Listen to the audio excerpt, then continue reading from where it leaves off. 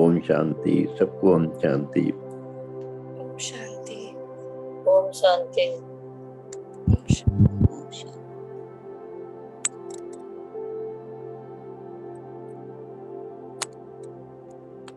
तो चलिए हम शुरू करते हैं। तो जैसे कि आज हम सब ने कितनी सुंदर तरीके से पापा ने आज हमें जो बताया कंट्रोलिंग पावर के बारे में और ईश्वरीय परिवार के बारे में, पापा ने हर एक प्रश्न का जो हमें उत्तर दिया कितनी सुंदर तरीके से, हर एक चीज के बारे में समझाया। और आज हमने समझा, मुझे भी लगता है कि हमारे बहुत सारे ऐसे क्वेश्चंस हमारे होंगे जो बाबा ने आज हमें उत्तर देके उसे सॉल्व कर दिया। तो हम थोड़ा और आगे बढ़ेंगे आज और जानेंगे, जिसके हम 2-3 दिनों से ज्ञान को सार रूप में समझ रहे हैं, छोटे छोटे रूप में हर एक चीज के ऊपर बाबा हमें अटेंशन दिला रहे हैं। तो उसी के बारे में आज हम समझेंगे पापा हमें क्या बता रहे हैं आज। तो बाबा क्या बताते हैं आज? बाबा बोल रहे हैं कि कर्म भोग है, कर्म बंधन है, संस्कारों का भी बंधन है और संगठन का भी बंधन है। इस व्यर्थ संकल्प रूपी जाल को अपने आप ही इमर्ज करते हो आप। पापा क्या बता रहे हैं कि कर्म बंधन भी है, कर्म भोग भी है और संस्कारों का भी बंधन है, संगठन का भी बंधन है। तो इन सबको आप ही तो इमर्ज करते हो। ये सारे कर्म बंधन, कर्म भोग, ये सभी चीज आप ही इमर्ज करते हो और अपने जाल में स्वयं ही फंस जाते हो। क्या करते हैं हम? संगठन का बंधन तो हम खुद ही बनाते हैं, कर्म बंधन, कर्म भोग हम खुद ही तो बनाते हैं। हम अपने किसी विकारों की वश आकर अपने संकल्पों को अपवित्र होने के कारण हमारे कर्म बंधन बनते हैं, हम कर्म भोग से जाते हैं। संगठनों का भी बंधन हो जाता है जब संगठन में प्रेम नहीं होता, आपस में प्रेम की कमी हो जाती है, आपस में सहयोग, आपस में एक बॉन्ड जो होना चाहिए, जो एक संस्कारों का आदान प्रदान, जो एक खूबसूरत संस्कार होना चाहिए, खूबसूरत हमारा रिश्ता होना चाहिए, जब वो नहीं होता है, संकल्पों में हमारे लिए एक दूसरे के प्रति अपवित्रता आ जाती है, संगठन का भी बंधन हो जाता है, यहाँ पे भी हमारा एक कर्म बंधन बन जाता है। तो बाबा हमें वही बोल रहे हैं कि बच्चे, ये सब चीजें तो आपने ही इमर्ज की हैं और इमर्ज भी की और अब इसमें स्वयं फंस भी जाते हो। बाबा कहते हैं, फिर कहते हैं कि अभी हमें छुड़वाओ। पहले तो आप फंसते हो, बाबा बता रहे हैं कि पहले तो आप उन सभी चीजों में फंसते हो और फिर आप बोलते हो कि बाबा हमें इस चीज से छुड़वाइए, हम कैसे छूटे इन सबसे। तो बाबा एक ही चीज कहते हैं। बाबा क्या कहते हैं कि तुम तो बच्चे, आप सब तो छूटे ही हुए हो, छोड़ो तो छूटो। अगर आपने उन सभी चीजों को अपने अंदर से निकाल दिया तो आप छूट जाओगे। आप ही तो अंदर उसे पकड़ के रखते हो, अंदर में उन सभी चीजों को लेकर रखते हो, इसलिए उन सभी चीजों से छूट नहीं पाते हो। कोई बात नहीं, जो चीज होगी हो गया, उसे लेट गो कर दो, 1 सेकेंड में उस चीज को अपने अंदर से हटा दो, तो आप भी हल्के हो जाओगे और जितने भी बंधन आपने बांध रखे हैं उससे मुक्त हो जाओगे। अब समय है बंधन मुक्त बनने का। तो इस बात को हर पल हमेशा याद रखो, जो बाबा हमें बताना चाहते हैं। फिर बाबा क्या कहते हैं, अब निर्बंधनी हो या बंधनी हो, इस चीज की चेकिंग करो कि अभी भी किसी न किसी बंधन में बंधे हुए हो या निर्बंधन हो गए हो, बिल्कुल बंधन मुक्त हो चुके हो, पहले शरीर को छोड़ दिया है, मर्जीवा बन गए हो। यह तो सिर्फ विश्व की सेवा के लिए शरीर रहा हुआ है। हमने क्या किया है? मर्जीवा बन गए, हम शरीर को छोड़ दिया। जब हमें ये समझ आ गया कि मैं आत्मा हूँ और मुझे ये शरीर सिर्फ सेवा के लिए मिली है, बाबा को तन मन धन से जब हमने समर्पित कर दिया अपने आप को, तो फिर तो हमारे पास कुछ भी नहीं है, शरीर भी हमारा नहीं है। मर कर जिंदा हुए ना हम, पहले हम बॉडी कॉन्शियसनेस में थे, तो बाबा ने जब हमें स्मृति दिलाई तो हमने बॉडी कॉन्शियसनेस से अपने आप को सोल कॉन्शियसनेस में, यानी कि आत्मिक स्थिति में कन्वर्ट कर दिया, अपने आप को शिफ्ट कर दिया वहां पे। तो फिर हम मर्जीवा हुए ना, हमने अब शरीर अब हमारे लिए कुछ भी नहीं है। मैं आत्मा हूँ और ये जो शरीर हमें मिला है, ये हमें इसलिए मिला है ताकि इस कर्म क्षेत्र पर हम अपना कर्म कर सके। ये बाबा हमें बता रहे हैं कि जिस शरीर भी जो आपको मिला है, ये भी आपको उस सेवा के लिए मिला है।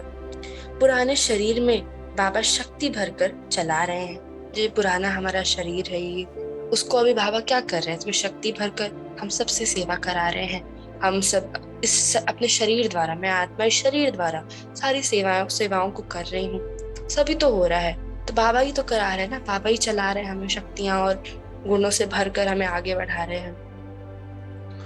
तो बाबा क्या बोल रहे हैं, जिम्मेदारी तो बाबा की है, फिर आप क्यों ले लेते हो जिम्मेदारी जब बाबा ने ली है। हमने क्या किया, तन मन धन से बाबा को हर चीज समर्पित कर दी। जब बाबा ने जिम्मेदारी ली है तो फिर क्यों बार बार हम जिम्मेदारी उठा लेते हैं। जब बाबा को समर्पित कर दिया है, जब बाबा को ये बोल दिया है कि बाबा आपको ही संभालना है तन मन धन से, मुझ आत्मा ने आपको ये चीज ये समर्पित किया, सिर्फ आपको ही संभालना है, फिर भी हम जिम्मेदारी ले लेते हैं, तो क्या होता है, बोझ आ जाता है हमारे लिए खुद। जब जिम्मेदारी आ जाती है हमारे ऊपर, फिर हम बोझिल हो जाते हैं। क्या बोल रहे हैं बाबा कि जिम्मेदारी तो बाबा की है, फिर आप क्यों ले लेते हो उस चीज को। जिम्मेदारी संभाल नहीं सकते हो लेकिन छोड़ते भी नहीं हो, जानते हो कि जिम्मेदारी बाबा ही संभाल सकते हैं, आप नहीं संभाल पाओगे, क्योंकि बाबा के बच्चे हो। बाबा आपको हर एक तरीके से जानते हैं, हर एक तरीके से समझते हैं। और इस संगम युग में ये थोड़ा सा ही तो समय मिलता है हमें बाबा के साथ, उसमें भी हम क्या करते हैं, अपने को ही करते हैं कि कोई नहीं, मैं ही कर लेता हूँ, मैं ही कर लेती हूँ। इतना थोड़ा सा समय मिलता है। संगम युग 100 साल का होता है, पर उसमें से भी हमें लास्ट के टाइम में जाके जो थोड़ा समय मिलता है, जहाँ पर हम बाबा को समर्पित करते हैं अपने आप को, उसमें भी हम क्या करते हैं, समर्पित एक तरफ तो समर्पित कर रहे हैं और दूसरी तरफ फिर जिम्मेदारी हम खुद ही ले लेते हैं। तो ये क्यों कर रहे हैं, बाबा हमसे पूछते हैं ये क्यों कर रहे हो बच्चे, जिम्मेदारी दी है तो क्यों ले लेते हो जिम्मेदारी। बाबा जानते हैं कि क्योंकि जिम्मेदारी क्या होती है कि अभी हम देखें तो हमारी मन बुद्धि अभी कलयुग की होने की वजह से बहुत कलयुग में हमारा पूरा 64 जन्म हम कलयुगी संस्कारों अपवित्रता में थे, तो मन बुद्धि बहुत ज्यादा अपवित्र है। तो इसलिए हमने मन बुद्धि तन मन धन सब कुछ बाबा को समर्पित कर दिया, क्योंकि अभी हमारे बुद्धि, अगर हम अभी अपनी बुद्धि को चलाएंगे तो फिर वो गलत वे में जाएगी, पर अगर हम बाबा को समर्पित करके मन बुद्धि के द्वारा कार्य करेंगे तो वो सही वे में जाएगी। और हम क्या कर रहे हैं, बार बार एक तरफ तो बोल रहे कि हमने बाबा को सब कुछ दे दिया, दूसरी तरफ हम अपने ही कार्य कर रहे हैं, अपने आप को ही कर रहे कि नहीं मुझे ऐसा कर लेना चाहिए, मेरे को ये है, मेरा पुरुषार्थ है और पता नहीं क्या क्या। तो बाबा यही बोलते हैं कि बच्चे जब जिम्मेदारी संभाल नहीं रही है और जिम्मेदारी ले भी लेते हो, ऐसा क्यों करते हो, जानते हो कि अभी आप बॉडी कॉन्शियसनेस में आ जाओगे अगर अपनी जिम्मेदारी लेने चले तो, इसलिए बाबा आपकी जिम्मेदारी ले रहा है। ये छोटा सा समय तो है जब जिसमें आप बाबा से मिलते हो, बाबा का स्नेह प्राप्त करते हो, इससे मत गवाओ जब आप बताना चाहते हैं हमें। फिर बाबा क्या बोलते हैं कि बाबा क्या बोल रहे हैं कि जिम्मेदारी को छोड़ दो, अर्थात मेरापन छोड़ दो, क्योंकि जब जिम्मेदारी आती है तो फिर मेरा हो जाता है ना कि जिम्मेदारी मेरी है, मुझे संभालना है, मुझे करना है। मेरापन आ गया कि मेरे को मेरा पुरुषार्थ, मेरा इन्वेंशन या फिर मेरी टीचिंग, मेरा संस्कार, मेरे गुण, मेरी शक्तियाँ, मेरा मेरा मेरा बहुत सारा मेरा आ जाता है। और जब मेरा आ जाता है तो फिर बाबा से डिस्कनेक्ट हो जाता है। जब मेरा आ गया तो फिर उससे तो कनेक्शन बन ही नहीं पाया। तो वही बाबा बता रहे हैं कि मेरी निर्णय शक्ति, मेरी समझ ही यथार्थ है, बाकी सब यथार्थ नहीं है। हम ये सोचते हैं कि मैं ही ठीक हूँ, बिल्कुल मेरी स्थिति बहुत अच्छी है, बाकी सबकी स्थिति उतनी अच्छी नहीं हुई है, अभी तो सब कार्य चल रहा है, मेरी स्थिति तो बहुत ज्यादा अच्छी हो गई है। हम ऐसा सोचने लगते हैं और मेरा में फंस जाते हैं। देना हमें क्या था, हमें बाबा को जिम्मेदारी देनी थी कि सब कुछ तेरा है, मेरा अब कुछ नहीं रह गया। और हमने क्या किया, जिम्मेदारी एक तरफ तो मुंह से बोला कि हमने तन मन धन से बाबा को समर्पित कर दिया, और एक तरफ से फिर हम मेरा कर रहे हैं। तो ऐसे कैसे होगा, चलेगा क्या। हम इस चीज की भी चेकिंग करनी है जो बाबा हमें बताना चाहते हैं। फिर बाबा क्या बोल रहे हैं कि यह मेरा आया कहाँ से, ये रॉयल माया है, इस बात का ध्यान रखें। ये मेरा कहाँ से आ गया आपके अंदर, क्योंकि जब ये चीज आई कि ये जिम्मेदारी मेरी है, तो ये माया है, रॉयल माया है, इस बात पर अटेंशन दे। माया बार बार आपको खींच रही है, आपको बाबा से दूर कर रही है और आप दूर हो जाते हो। मेरा में फंस के बाबा से अलग हो जाते हो। तो इस बात का बहुत ध्यान रखें, ये मेरा मेरा में नहीं फंसना है जो बाबा हमें बताना चाह रहे हैं यहाँ पे। इससे माया जीत बन जाओ तो सेकंड में प्रकृति जीत बन जाओगे। अब बोले कि जिस दिन मेरा मेरा छोड़ देंगे आप, माया जीत बन जाएंगे, उसी दिन प्रकृति जीत भी बन जाएंगे।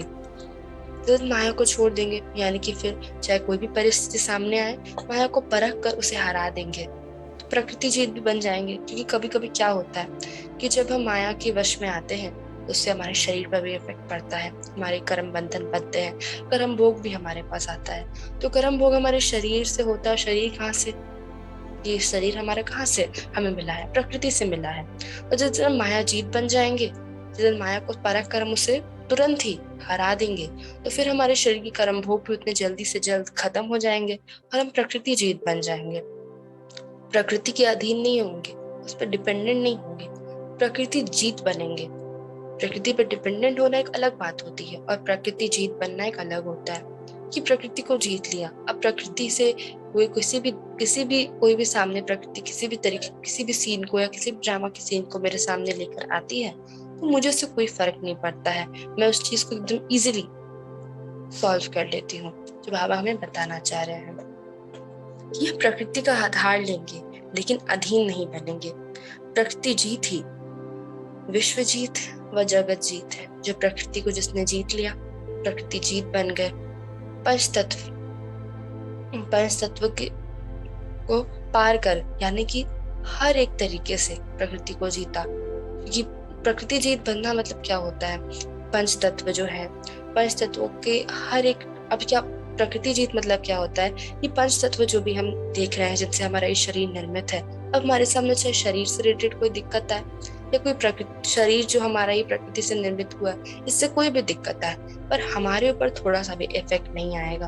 बाहर प्रकृति में कुछ भी हो रहा हो, पर मेरी मन की स्थिति बिल्कुल स्टेबल रहेगी। मैं आत्मा इतनी शक्तिशाली हूँ कि मैं प्रकृति को कमांड दूं, ऐसी स्थिति बनानी है। ये होता है प्रकृति जीत बनना। कि प्रकृति में आने वाली कोई भी ऐसा कोई ट्रांसफॉर्मेशन आ रहा है, प्रकृति में कोई भी ऐसा कोई अलग सा परिवर्तन आ रहा है, पर बाहर परिवर्तन है, मेरे अंदर कुछ नहीं हो रहा।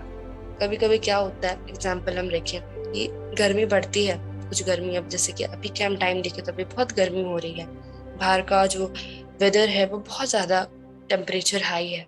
इसमें क्या होता है, हम हिल जाते हैं, अरे इतनी गर्मी हो रही है, क्या करें, कैसे करें। पता है कि गर्मी हो रही है, ये भी पता है कि गर्मी क्यों हो रही है, पर तब भी गर्मी हो रही है, ये करना है, वो करना है। मेरे साथ भी यही होता है। कभी कभी बहुत ज्यादा होता है, गर्मी लग रही है, गर्मी हो रहा है, कैसे करूं, क्या करूं, कैसे ठीक करूं, कैसे अपने आप को फिर नॉर्मल करूं, ऐसा हो जाता है। पर जो प्रकृति जीत आत्मा होती है, वो प्रकृति के होने वाले किसी भी परिवर्तन में बिल्कुल स्टेबल रहती है, बिल्कुल इजी रहती है। उसे किसी भी चीज का कोई फर्क नहीं होता है। कुछ भी हो रहा हो बाहर, पर उसके अंदर किसी भी तरह की कोई हलचल नहीं होती है। प्रकृति में होने वाले किसी भी परिवर्तन से उसकी स्थिति नहीं हिलती है। जब उसकी स्थिति नहीं हिलती है, कितनी शक्तिशाली है। इतनी शक्तिशाली आत्मा ही प्रकृति को कमांड देकर उसे ट्रांसफॉर्म भी कर सकती है, उसे परिवर्तन भी कर सकती है। पहले प्रकृति को जीतना होगा। प्रकृति को जीतना अर्थात कि प्रकृति द्वारा जो लाए गए जो भी हमारे सामने जो भी परिस्थितियां हैं, उसको जीतना होगा। प्रकृति जीत बनना मतलब यही है। प्रकृति भी हमारी परीक्षा लेती है कि ये क्या उतने समर्थ है कि ये मुझे कमांड दे सके, क्या उतने समर्थ है। माया भी वैसे ही हमारा टेस्ट लेती है। हर एक चीज हमारे लिए पेपर के रूप में आता है। तो प्रकृति जब हमारा पेपर लेती है और जब उस चीज को हम पार कर जाते हैं, तो हम प्रकृति जीत बन जाते हैं।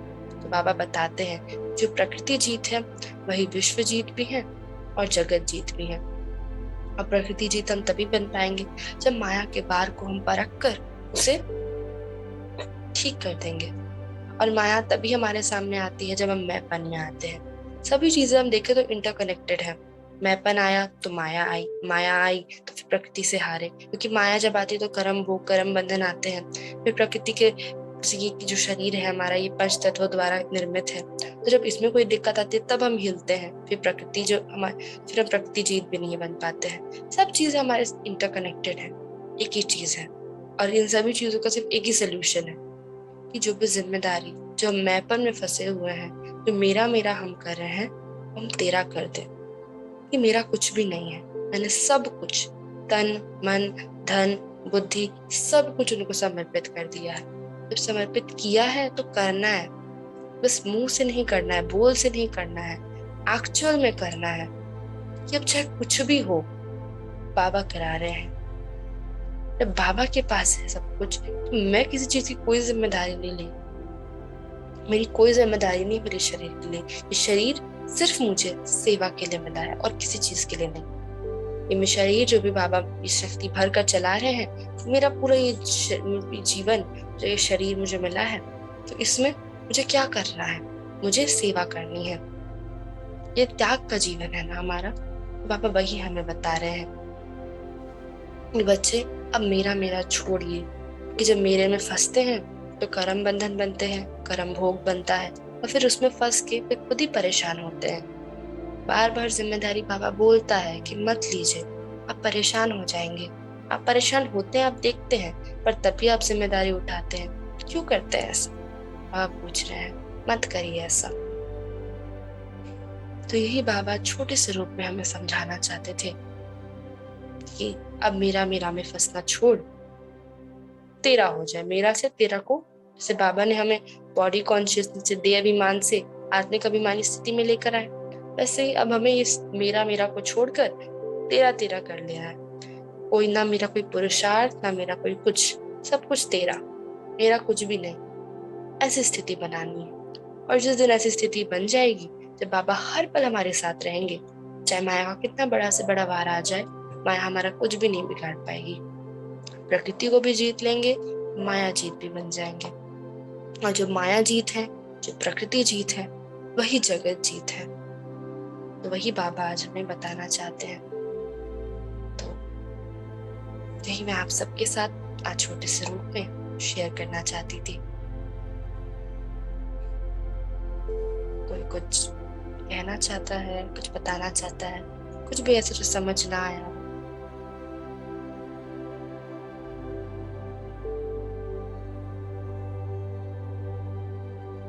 चलिए। तो फिर यही जो बाबा आज हमें समझा रहे थे, इस चीज पे भी हमें अपना अटेंशन देना है। अगर मेरा मेरा कहीं भी दिखता है कि हाँ मेरा मेरा हो रहा है, तो उसे तेरा में ट्रांसफॉर्म कर दे। जिम्मेदारी अपने ऊपर ना ले कि बोझ हो जाता है, फिर ज्ञान को मौज और मस्ती से नहीं जी पाते हैं। ये जीवन हमारा त्याग का है, पर मौज और मस्ती के साथ का है। कि ज्ञान में मग्न रहकर बाबा के प्यार में मग्न और लवलीन रहना है। और अगर जिम्मेदारी हम ले लेंगे, जिम्मेदारी पे ही चलेंगे, तो फिर क्या होगा? फिर मौज मस्ती नहीं हो पाएगी। फिर मौज में नहीं, बोझ में रहेंगे। तब हमारे पास ऑप्शन है कि हम ज्ञान को मौज मस्ती से लेकर आगे बढ़ते हैं या बोझ लोगे। जैसे कल हमने समझा था ना कि दो पुरुषार्थी होते हैं। एक तो बहुत ही मस्ती से आगे बढ़ते हैं, और एक पुरुषार्थ सिर्फ करते चलते हैं, करते चलते हैं और बोझ हो जाता है, थकावट हो जाती है। फिर अभी हमारे पास ऑप्शन है कि हम क्या कर रहे हैं। मेरा में फंसकर बोझ लेते हैं या तेरा में मौज मस्ती से आगे बढ़ते हैं। तो चलिए अभी हम एक दूसरे से रिलीज लेते हैं और फिर मिलते हैं। ओम शांति सबको। ओम शांति।